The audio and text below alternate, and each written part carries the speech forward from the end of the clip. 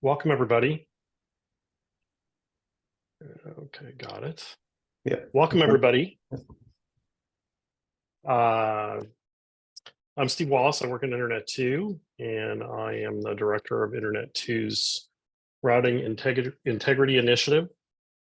So I'm going to describe a bit about what that is, and then we're going to go over some reports that may be useful to folks. You can reach me at ssw@internet2.edu, and you can also reach Internet2 sort of on this general subject of manners at internet2.edu. Okay, so I have to put a plug in for this. Everybody's heard me talk about the route reports likely. So Internet2 route reports are completely new and improved. Please visit them. They are very lonely. We're going to review some of the new features at the end of the slide deck, but there's a lot of useful information that Internet2 connectors and any of the Internet2 community networks that directly pair with Internet2, it's very useful to see these new reports. Shameless plug. So the scope of the Routing Integrity Initiative, from a network perspective, Internet2 and the networks that are interconnected over Internet2 are a fairly large piece of the internet. There are actually over 1,100 autonomous systems and 2,400 direct IP allocations. These are not the more specific routes that we also see. And if you look at those metrics together based on CADA's AS rank metric, Internet2 is about the 53rd largest or most connected network in the world. The organizations that we connect, we have over 350 primary network participants. So typically universities, research centers, industry affiliates, thousands upon thousands of sponsored participants, K through 12, libraries, research hospitals, local and state government, et cetera. And Internet2 interconnects with all of these organizations through 37 Internet2 connectors. Roughly speaking, an Internet2 connector represent a state or regional network. So the purpose of the elevator pitch for the Internet2 Routing Integrity Initiative is the Routing Integrity Initiative aims to ensure packets arrive at their destinations with no detours, no delays, and no outages. And at the end, I may talk about some scope that I'm considering might be useful to add to this initiative that have to do with no detours. So essentially, we want to see the network correctly deliver packets. And this is a community effort. So each of us is responsible for our own section of the Internet2 network. And there are best practices, for example, the manners actions, that the more of us that align our practices with things like routing security, the more reliable and resilient the network is for all of us. So it's us doing, each individual doing it improves the collective resilience and reliability of the network. Speaking of manners, mutually agreed norms for routing security, as of November, and I probably need to update this map, these are the organizations within the Internet2 footprint that are manners participants. So they've joined manners and made commitments to align their practices with what manners calls actions, and this list keeps growing, and that's really good. We like to see our networks using that as sort of a benchmark for the activities that they engage in with respect to how they operate their networks. So elements of the routing integrity initiative today. So it includes routing security as defined by manners. but it also includes some additional items. Part of it is hardening of network devices. So for example, promoting the use of multi-factor authentication for configuring network devices. So we started to use routing integrity assessment to help organizations kind of develop a benchmark of where they are in terms of their maturity and aligning with routing security and routing integrity.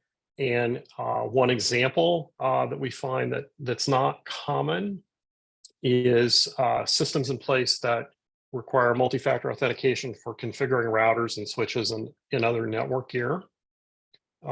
So as an example of how we're hoping to respond to that, to understanding that, is that we plan to have some webinars in the future this year where people who have systems in place to do MFA for their network gear can present how they've done it and what the options are. To help people understand what potential choices there are and how what people's experience has been doing MFA is just one example. We also think it's important for networks to be able to detect and mitigate DDoS attacks. There are many more services that are more reliant on cloud-based workloads, and we like to see resilient cloud connectivity. You know, it's common for us to have very resilient internet connectivity, but if you're using some advanced service like Internet2 Cloud Connect to position your workloads in the cloud, that may not be resilient in the sense that all of your internet connections may not automatically provide backups to that. And so we'd like to see people design into their cloud connectivity additional resilience. And the other thing on this list is IP6 deployment. Both IP6 capabilities in the network and auto address assignment so that user devices get v6 addresses, but in addition to that, making the services available via 6. So having the norm be that web services and other network connected services have quad A records and support native v6 connectivity. So what do we do? So those are kind of the things that we're interested in, and what do we do to support that? We do measurement and reporting. So we have the Internet2 route reports, and I'm going to show you an example of the new and improved route reports. We have something called the Internet2 routing integrity assessment, and we'll do these assessments for free. You can do it as a self-assessment. We've worked with connectors where they brought in 10 or 15 of their members into a 1 hour long webinar where we work through the assessment. Basically, the assessment sort of gives you a way to measure where you are in terms of these practices, and it also hopefully provides a vehicle to communicate things you want to do, priorities you want to set, and resources you may need for leadership. We do educational online workshops, helping folks create ROAs, maintaining their IRO records, just general office hours to address those issues. We try to do global coordination, working with other NRENs and other FedNets. And actually, I'll mention one of the things we look forward to this year, hopefully earlier in this year. So, and this relates very much directly to routing integrity. Today, Internet2 publicizes essentially a routing policy for the I2PX network. So when peers connect to the I2PX network, like Google, Hurricane Electric, or those other networks, Internet2 has in peering DB, we say, here's an AS set that represents our AS cone. And that in our AS set is a collection of all the AS sets that all of our community BGP connections sort of publicized to us. And that allows networks like Hurricane Electric, Google, Amazon to build prefix filters so they can only permit routes that are in that AS cone, and typically only allow routes that are in that AS cone and are consistent with their route objects. And so that allows those networks to better protect against us announcing the wrong routes and them accepting the wrong routes. We don't publish that for the RNE network. We worked on doing it for the ITPX network because we found out Google and others let us know that they were going to stop accepting our routes if we didn't do that. And so we worked with the community to ensure the community had good IRR objects and that they were advertising their AS cone via an AS set. And when we started that work, there were only about 50% of the routes on I2PX that had those records. So had Google and those other networks implemented that policy right away, many of our users, their traffic from those networks that I2PX connects to would return to them over the commodity internet. They wouldn't take the Internet2 path. But the community did a really excellent job creating those records and getting them in place. And now it's about 98% correct. So there are a few stragglers, but basically the I2PX policy is pretty complete and comprehensive and accurate. So we need to do that for RNE. And one of the things I found out recently, I probably should have known this before, but ESNet does a really good job of ensuring that they're protected from people sending the wrong routes. And so they have prefix filters that point towards Internet2's network. And since we don't publish a routing policy that they can use to construct those prefix lists, occasionally they take snapshots of our routes. And it's possible that new members may connect to Internet2, and initially they might not really be able to see traffic come back from ESNet over Internet2 because ESNet may not have an updated snapshot of the Internet2 routing table. And that's kind of, I think, probably cumbersome for ESNet to do it that way. And so we're going to work with the community to do the same thing we did for I2PX to ensure that the community has their IRR records that fully define the policy for their networks. They advertise to that particular service, and Internet2 will publish that, and then ESNet should be able to more automatically and more accurately build their prefix lists and keep them up to date to ensure that the flow of traffic between ESNet and people connecting Internet2 goes over the best network. So sorry to make that story long, but I thought it was a good one, and it's an activity we're going to be involved in that's related to some of the work we do. And the route reports will actually be key in helping our community members understand where they are and what they need to do to get these records in place so that we can do this with ESNet and other networks. We promote the benefits of routing integrity every chance we get. We write articles and give talks and work with people. One of the barriers in our community to adopting some routing integrity practices, for example, creating RPKI ROAs, is that of the 2,400 networks, direct assignments from Aaron, we see in our routing table, half of them are legacy networks without an agreement with Aaron. And so without that agreement, you're unable to create ROAs and you're unable to use Aaron's authenticated IRR.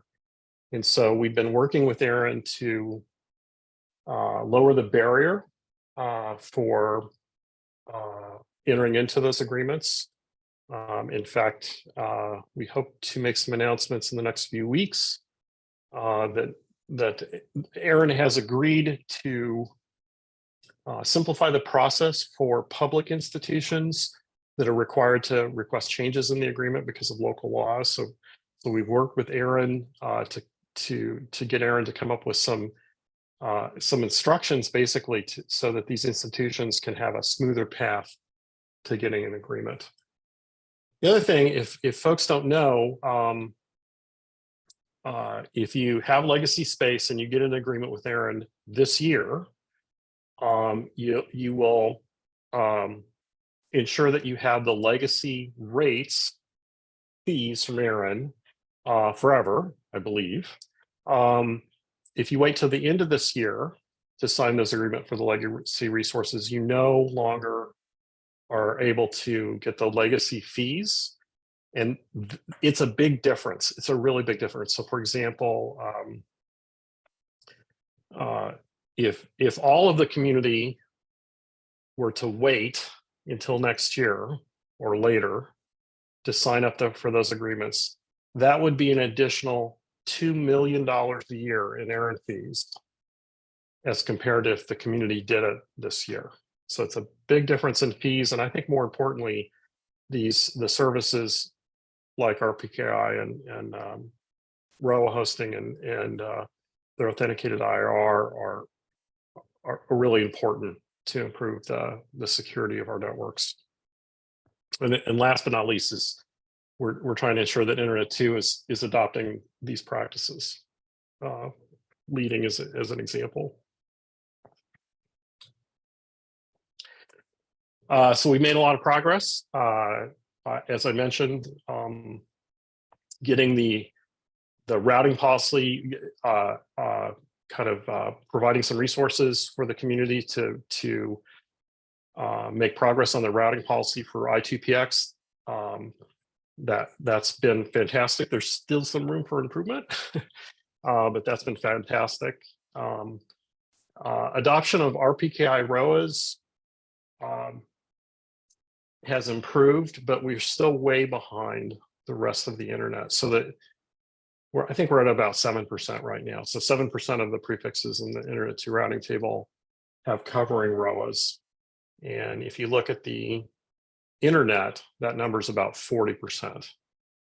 So that's, and part of that is because of the barrier due to the Aaron agreement and the fact that we're using so much legacy space. Again, working with Aaron, and we're happy to see more networks are now Manners participants. Challenges ahead, I mentioned this, many of the IP networks aren't covered by Aaron agreements. And I think that's a barrier to the adoption of important routing security features. Oh, I'm happy this bullet is still in here because I'm happy to say I can remove this bullet or move it to things we've done. So this bullet, routing report needs to gain capabilities, including alerting users to routes that may have been dropped by internet due to policy. The new route reports show this, and this is really important for people to see, and I will be showing you in a bit. We need to curate some good resources to help people get up to speed on, good BGP route configuration. And we need to expand that routing and integrity assessments, make them more accessible. So we're working on those things.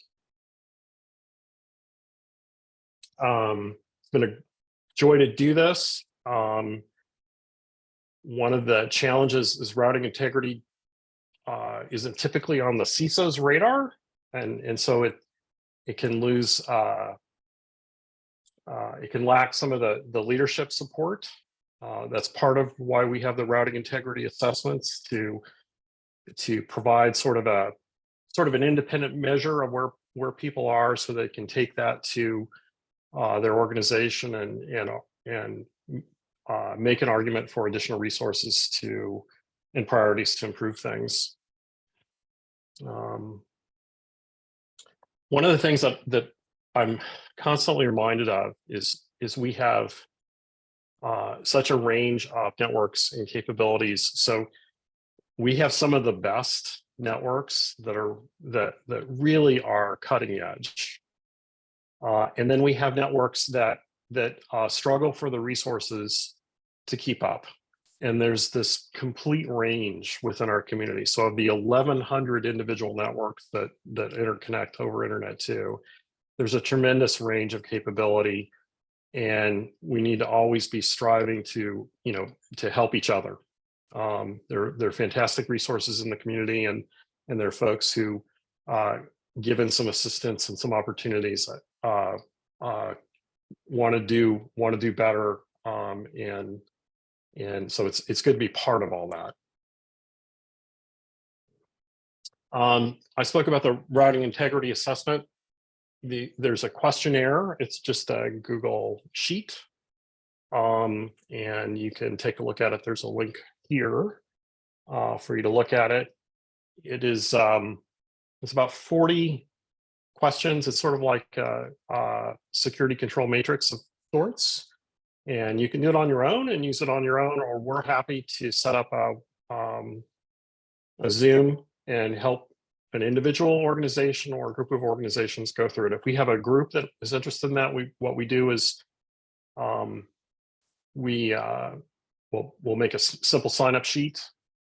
We'll create a copy of the worksheet per organization. We'll share it with just the organization that's participating. We'll answer some of the questions during the webinar, and we'll allow them to fill in some more details later. And after a week or so, we lock those spreadsheets and make them read-only, so there's a real snapshot in at least how they completed it. We use the material internally to better understand where we might add value by focusing our efforts. For example, offering support for multi-factor authentication of networking gear, but we don't share the individual assessments with anyone. They're yours. Again, you can download it, do it on your own, or we're happy to walk you through it. And those are the slides for this. Each of us protecting all of us. So I thank you for looking at the slides, and I want to do two things. One is I want to pause and take some questions, and then I want to talk about the route reports. So let me stop sharing for now and see if people have any questions. Or did I talk too fast?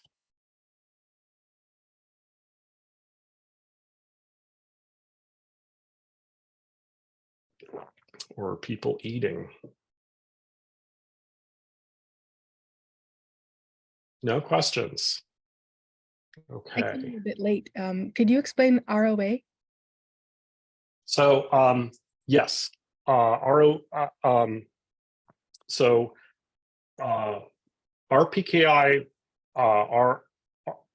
ROAs. These are data that's associated with your network numbers that asserts the network that should originate routes for those network numbers. And so the way this works is you go into the ARIN online portal and you create this record. It's a simple web page. You fill out about 4 fields on a web page. There's some setup you have to do before you get access to that web page, but basically you fill out some basic information on the web page and you say, okay, for this network prefix, I'll just use one I know because I used to work at IU. So I would say for 129.79.0.0/16, that should only originate from AS87. And I create that record in ARIN. And then networks around the world, many networks, and Internet2 will be doing this quarter, but we're not doing it yet. But a lot of the tier 1 networks and some of the other NRENs are already doing this. But networks will download that data where people have made these assertions. This network that I own is only supposed to originate from this AS. You can actually make multiple records if it might originate from multiple ASs. But we will download that data and configure our routers so that if a route is seen that is inconsistent with that data, then we'll drop that route. So for example, a network might, let's say one of the large peers, Internet2 peers with, they might announce a more specific for IU, maybe they announce a /24 for IU space. And maybe they're doing this maliciously, or maybe it's an accident. But let's imagine they're doing it maliciously. And so they're capturing traffic that would be going to that subnet within Internet2. And if they're sophisticated, they're going to return the traffic. So IU won't notice an outage. But all of a sudden they can do a man-in-the-middle attack because they put themselves in the middle of that traffic flow. And without, at scale, without these RPKI ROAs, there's not an efficient way for networks to easily say, oh, wait a minute, that's an invalid route. You know, they're using an origin AF, which is not what has been stated as the valid one for that route. And so the routers can drop it. So it's a mechanism to protect your IP addresses from being hijacked or for misconfigurations sort of causing a hijack in an outage. So for people who have their IP numbers under an ARIN agreement, it's a free service. And there's a little bit of setup you do with ARIN. You create a public-private key and you open a ticket with ARIN and say, here's my key. And after they process that ticket, and typically in a day or two, you get access to a form, and it literally has just, I think, 4 fields on the form. And you put it in, and just by filling out that form, you've created a record that will provide some significant protection for those routes. So it's a great thing to do. But many people are unfamiliar with it or have questions about how to do it. Does that answer your question? It does. Thank you. You're welcome. Any other questions? Okay, so, oh, sorry, somebody else said something? No, I said no, I didn't see any in chat either, so just double checking. Okay, all right. Thanks. We'll move on. So Internet2 produces route reports. New ones are out every week. And we made a big change in them that's important for people to see if they're connected to Internet2. So I'm going to make this a little bit bigger. Can people read that? I assume people can read that. I'm not getting a no. We can't read that. Okay, so James Deaton at GPN has graciously allowed me to use his route report to show you the features of the route report. And one of the things I need to do is I need to write up a new description of the route report that talks about the new capabilities, and I haven't done that. So these are published via Git repository. The Git repository has a folder for each Internet2 connector, and within that folder is an Excel spreadsheet that has the route report. The route report has 2 tabs. So if you look at the bottom left, there's a tab for the RNE network, or AS11537, and then there's a tab for I2PX AS11164. So what has changed in these route reports is we now show routes that are rejected. And we also have, and this one's a little harder to explain, we show routes that originate from an ASN that we're accepting other routes from. And it's seen in the global internet, but it's not announced to Internet2. So sometimes these are confusing, but sometimes they're helpful. So we've been able to identify routes people thought they were announcing to us and are not. But probably the biggest thing is in the report is the indication of routes that are not being accepted by Internet2. And I'll show you some samples of those.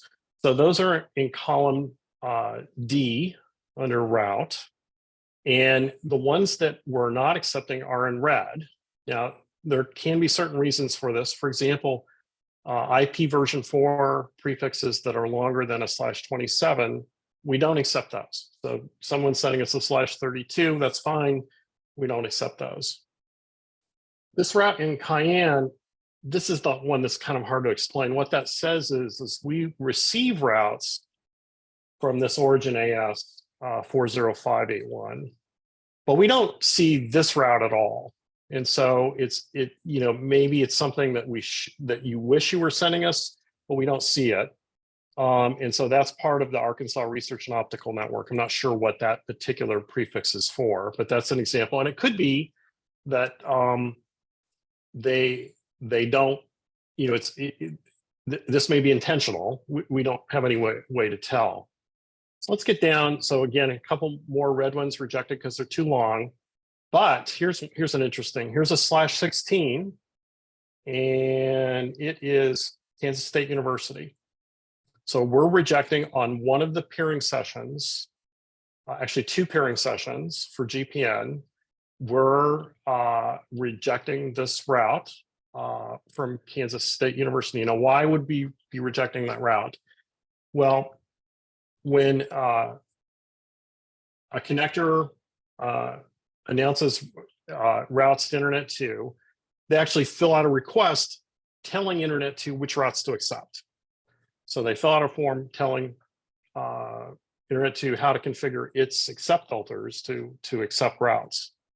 And those filters are different for each BGP session with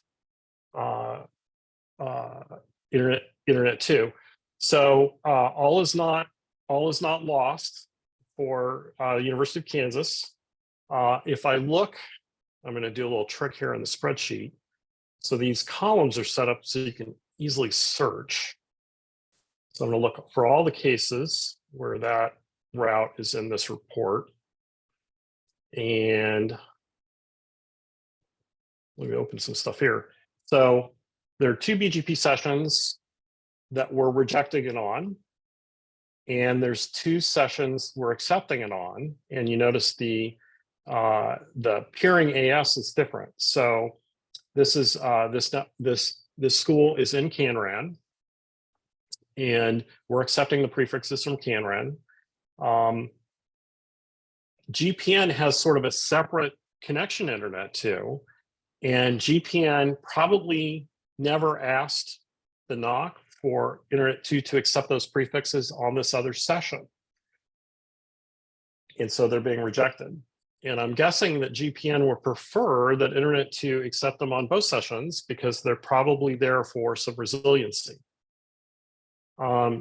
We see this quite a bit throughout the network.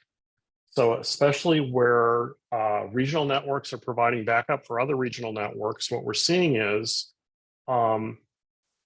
it hasn't always been the case that the regional network has gone back to the NOC and said, oh, I'm now backing up this other regional network, so I need you to accept these prefixes from me as well.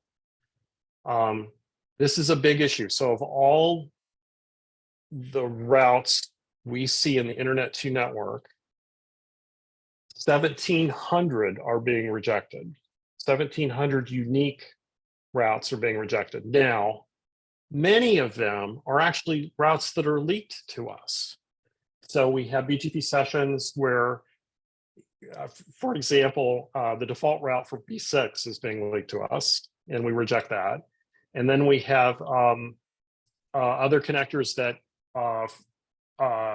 for whatever reason, are leaking routes that really, they're not routes they intend to send to us. This is accidental.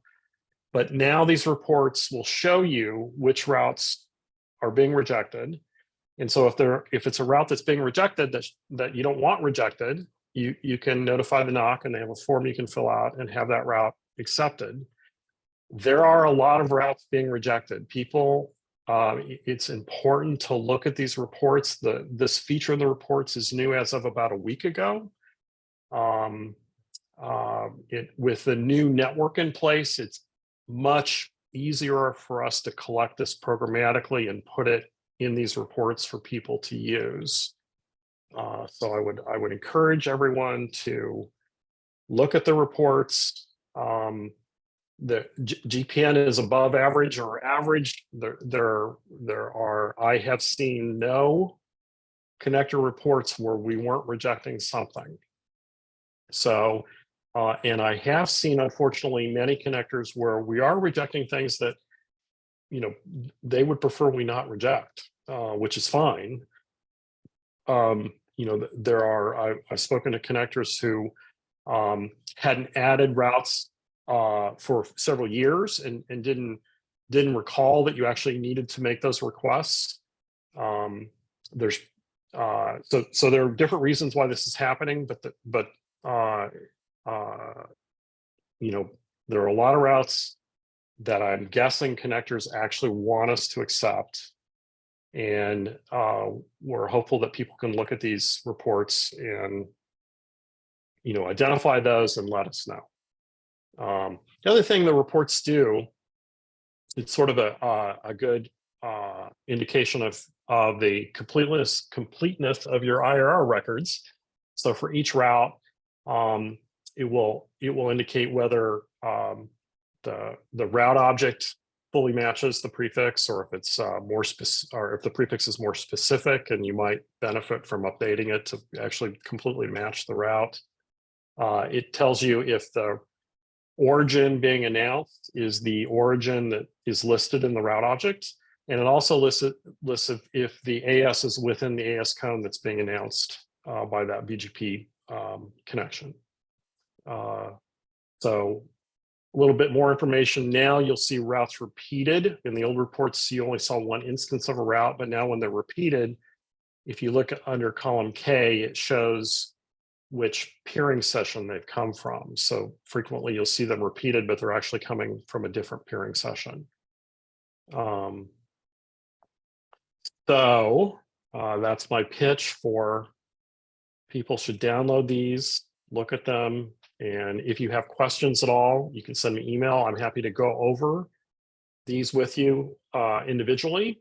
And we'll have office hours coming up for people to join and just ask general questions about this kind of thing.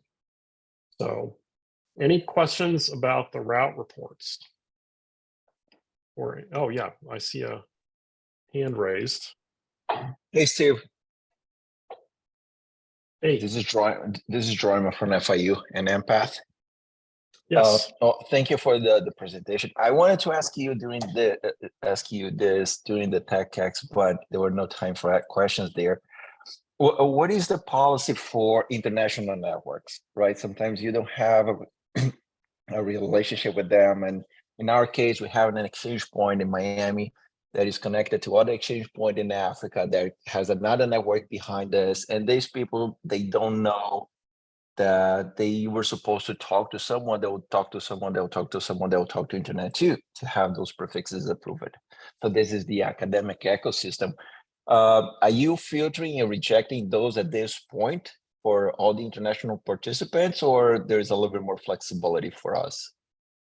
So I believe it's the case that we have more than one peering session with FIU, and one of them we accept the empath prefixes on because we consider that the actual international peering. Yep. And one we don't. Correct.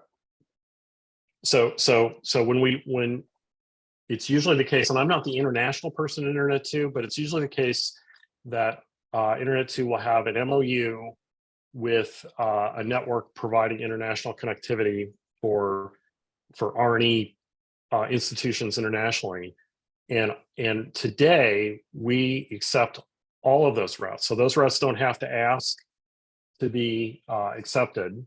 We kind of rely on those networks to do sort of their due diligence. So they should be ensuring that their customers, that they have good data on those routes, but we permit all of those routes. And if you look at the FLR report, there's a lot of rejects that are international networks, and it's because we're treating that peering session as FLR's peering session, and there's a different peering session. Actually, I don't know, I can't tell you which one it is, which is treated as the empath peering session. Yes, That's correct. Yes. So I missed the part is how can we get this report about the international networks?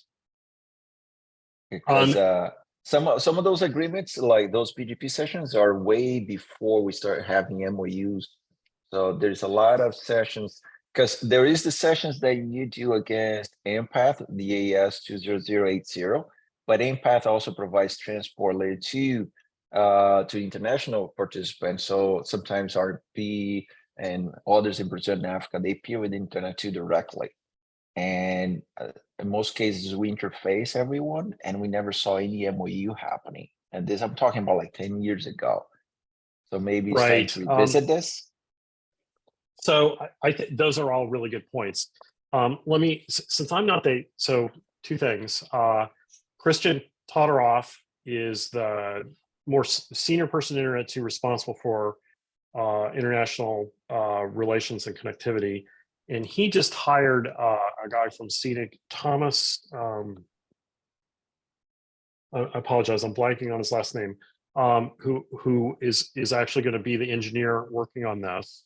If you send me an email, and my email is real simple, it's just ssw@internet2, and remind me you want some clarification on FLR and AMPATH, I will put together a note to introduce you to Christian, and in looking these reports, because we have a version of this report which has all the routes in it that I look at on a regular basis now. I have been meaning to reach out to Christian and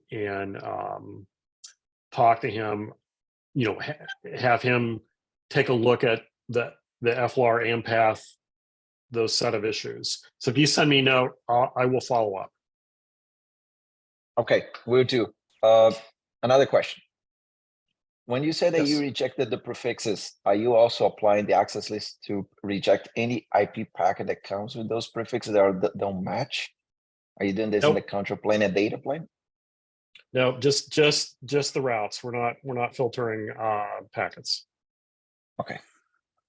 Is this something that Internet2 plans to do? To filter packets? Yes, if they are not supposed to be coming from that interface, like unicast, reverse, path forward, like this kind of protection, so people don't send traffic with the spoof IP addresses sources. Right. If we could figure out a reliable way to do that didn't cause problems, I think we would head in that direction. So we've investigated this in the past, although we have new network here now. It becomes more complex for a transit network to do this. For example, if you look at the Manners participation list, it shows which networks have agreed to do what, and you'll kind of notice the transit networks typically don't agree to do this because it's hard to do. Yeah. If there was a reasonable way for us to do this that wouldn't cause harm, I think we would move in that direction. I don't know of it being right on our roadmap. What is right on our roadmap is getting a routing policy published so that others can filter routes.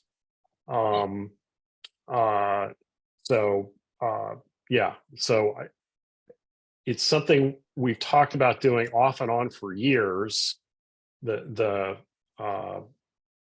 reverse pass forwarding and the router vendors have come out with more advanced features over time. We haven't probably relooked at this in a couple of years. Okay. Yes, it is extremely complicated, especially when you have multi-homing and you have n-range providing backup to another n-range with the same router. So yeah, but it's good to know. Thank you. Those are my questions. Welcome.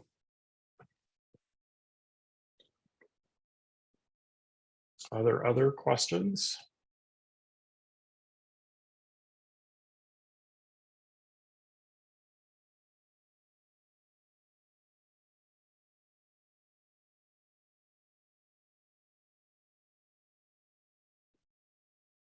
So that was the brief overview of what the routing integrity initiative is, and then the plug for the route reports. There's a lot of actionable information in those route reports. Basically every connector is going to find something that they're going to want to let us know we should accept a route. And there are also some connectors are leaking a lot of routes, and they probably want to know they're doing that. We just had another question come in on chat there, if you can see it. Otherwise, I can repeat it. Oh, yep. Is there a way to tell if you, good question. Can you tell why the routes are being dropped? And the reports don't tell you right now. They give you a hint. So currently we're not dropping due to RPKI ROAs. And let me reshare the, so I'll show you what that's going to look like. Why can I not? Oh, there we go.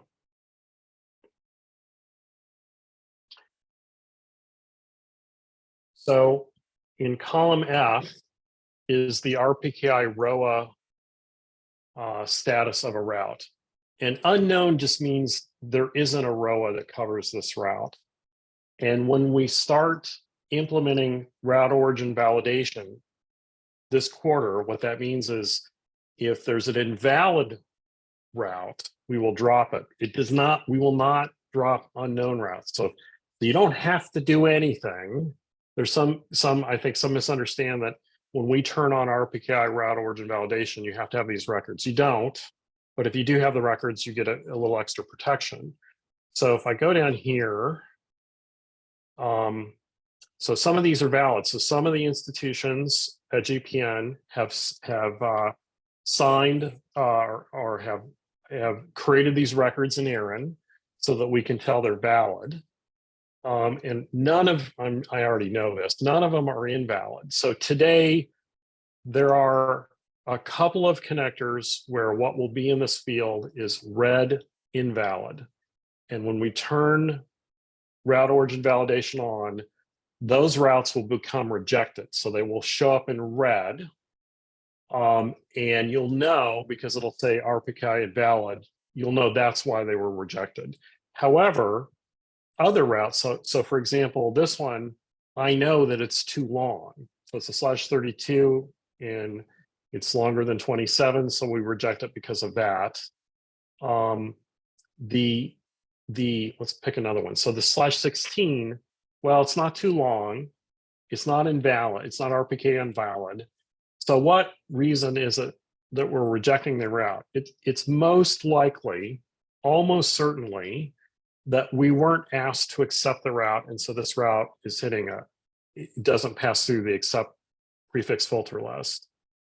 But another possibility, and unfortunately this report doesn't make this easy to see, another possibility is we also have peer lock policies on our peers.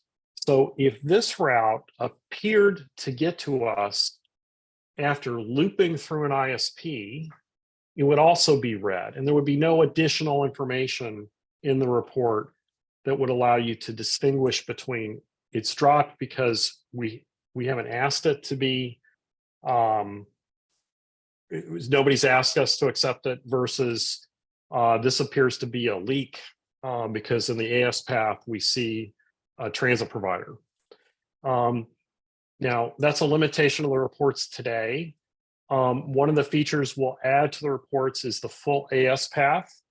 And so that'll become more clear. And then I anticipate putting some logic in that says, the logic won't always be correct, but it would give you much more hint, why is it being dropped? So for example, we could put logic in that says, well, the AS path is here and it could be dropped because this appears to the route itself appears to loop through a transit provider. But it also could be that it's not in the prefix list. And over time, we'll be able to programmatically get to all those sources of data, but it'll take a while. But today, it's, 99% of the prefixes that are rejected are either they're too long or we haven't been asked to accept them.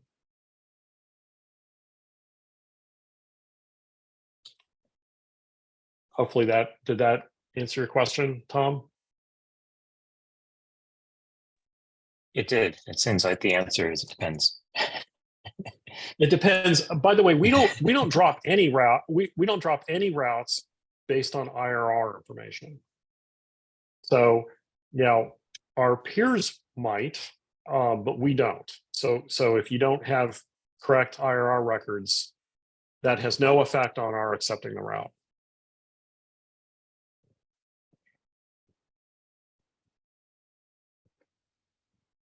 Any other questions, or just general questions about Internet 2? I'm fairly new Internet 2 employee, so I probably don't know the answer, but I would try.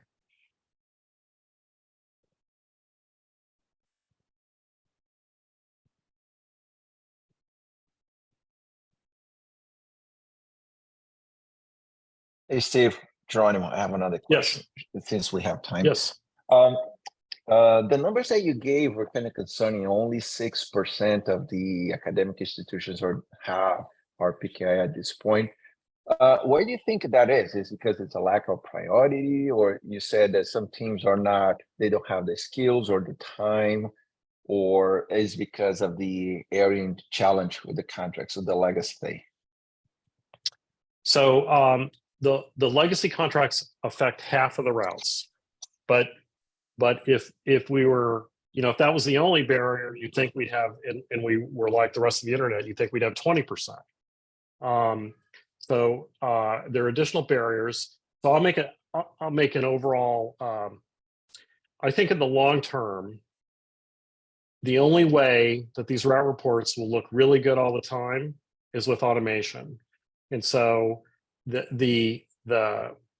one of the challenges as a community is we have this complex multi-home networking environment where it's challenging because we're a lot of different organizations to deploy much automation for this. So when one of the reasons there's so many ROAs in the internet is large providers that have lots of spaces write a program to create all their ROAs. So you can bet Amazon isn't filling that format with Aaron. They have a program creating all the ROAs for all their space. Google, all the ISPs, all of those things are happening that way. So it's a scale problem. And I think it's an education problem. The ROAs are actually pretty simple to do, and you don't need to go back and redo them very often. So if you're an institution and you have, let's say you have five allocations from Aaron, maybe you've got 5 networks. Creating the ROAs is not that hard. I mean, it's hard the first time because you haven't done it, but we've had workshops in the past, and we're going to have more in the future because we think this is something that's an easy win. It immediately helps protect your network. It doesn't cost a penny, and it's pretty much just filling out a single web form for each of your networks. So, awareness, priorities, the agreement is a piece of it, but it's not a real huge piece because we're still staying pretty low adoption. It's not on anybody's priority list. Okay, thank you.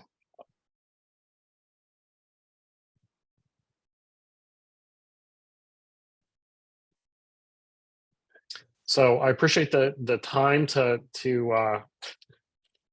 rant about routing integrity and routing security. I know I've bugged people about the route reports for a long time, but they really are different now, and we'd like to see prefixes that you intend for us to accept. We want to accept them, and so hopefully this will help people identify those, and the process isn't too hard to make that request, and we can make sure we're carrying all the traffic we can. Please follow. You can follow up with me, SSW at Internet2, if you have any questions at all. So thanks. Yeah. Thanks, Steve, for the great and very important talk. What we'll do is if you can share the slides with us, we'll get the video finished up, and then we'll get everything posted and distributed out via the mail list. And thank everyone for attending, and we'll wrap it up there. Thanks again. Okay, thank you. I'll